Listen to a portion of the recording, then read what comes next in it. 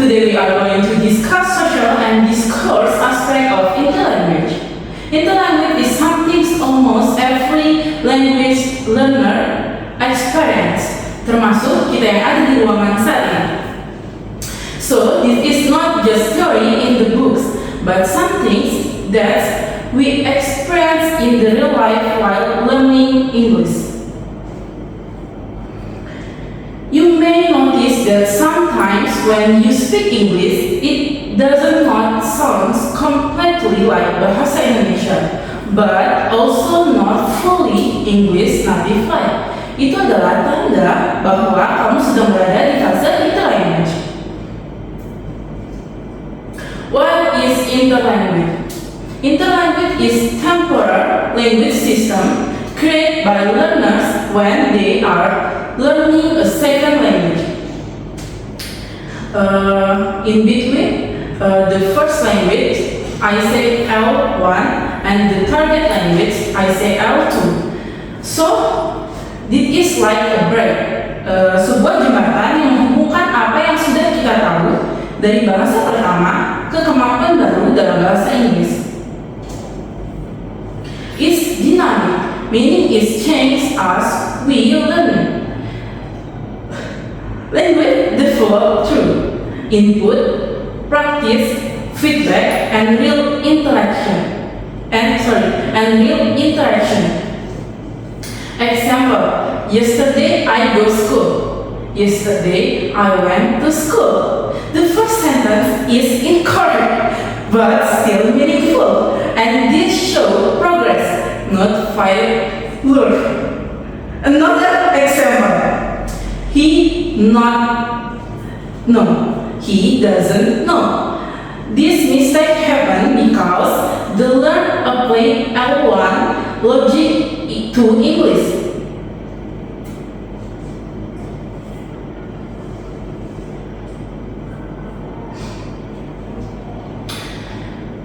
Social and discourse aspect. Now let's look at the social side. Social aspect explain how language use dependent on who we are talking to, where we are, and how formal in the situation is.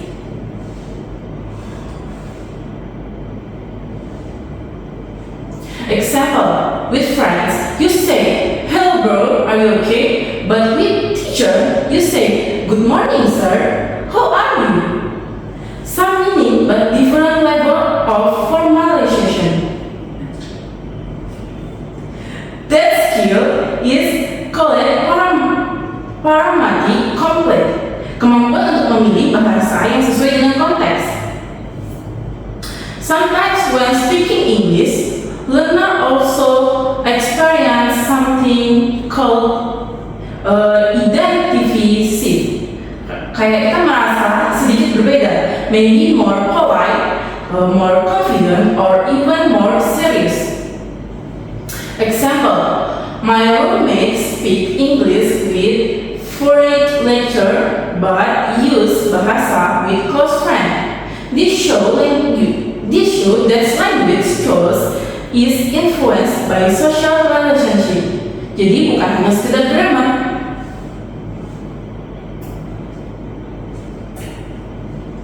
Next, the second part, discourse aspect. Discourse refers to how we organize sentence, connect idea, and keep communication flowing. When learners are still developing, they usually focus on meaning first, grammar later. Example: yesterday I go to friend's house. We makan, we eat. Even though is not grammatical correct, the main message is understood. That shows discourse development, bukan sekedar error. Discourse includes tone talking in a conversation, topic control, using connection like and, but, because, making ideas coherent and clear. Another sample: I like music because my father guitar, And when I'm a child, I listen. We understand the idea. The learners is trying to explain how they like music. It's related to their father and childhood. This shows that communication is happening even if grammar is not perfect.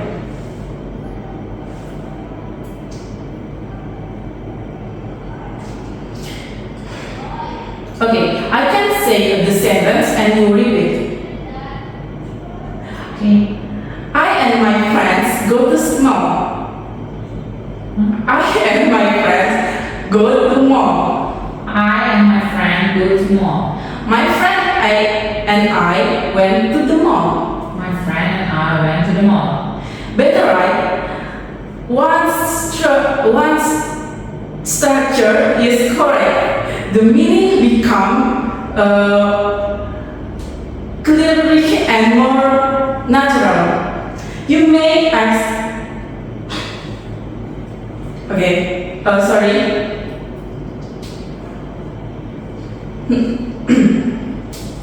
Nice. Now, think for a moment. Do you correct yourself when speaking English? Or do you focus more on meaning first? Why? I think I choose the meaning.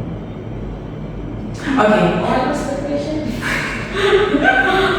Do you correct yourself when you speaking English? Or do you focus more on meaning first? Why? I do both. Okay, why? The most important, I think, to tell the meaning of what I want to say. But if I think I made a mistake of what I said, I will correct it too. Okay. This question helps us understand how your interlanguage is developing.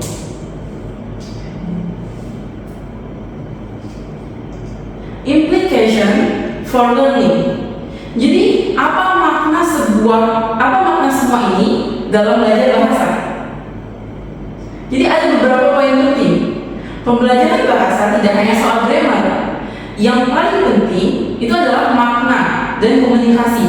Jadi sebelum kita belajar tentang grammar, ya kita harus tahu tentang makna dan komunikasi. Artinya komunikasi nyata. Misalnya kayak ngobrol, watching movie, atau video call, itu akan sangat membantu perkembangan interlanguage.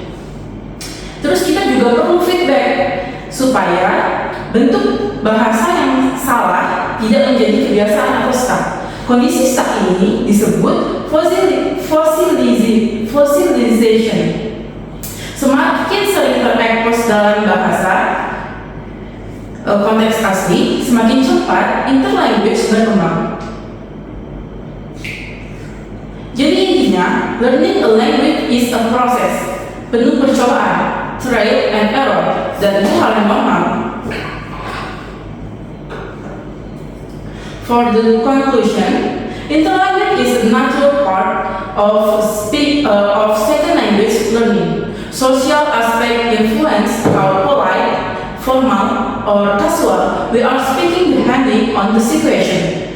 Discourse aspect help us express meaning clearly, organization idea, and something like that.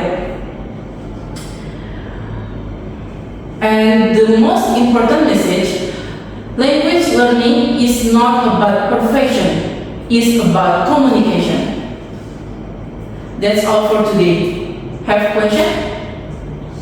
Yes. Okay.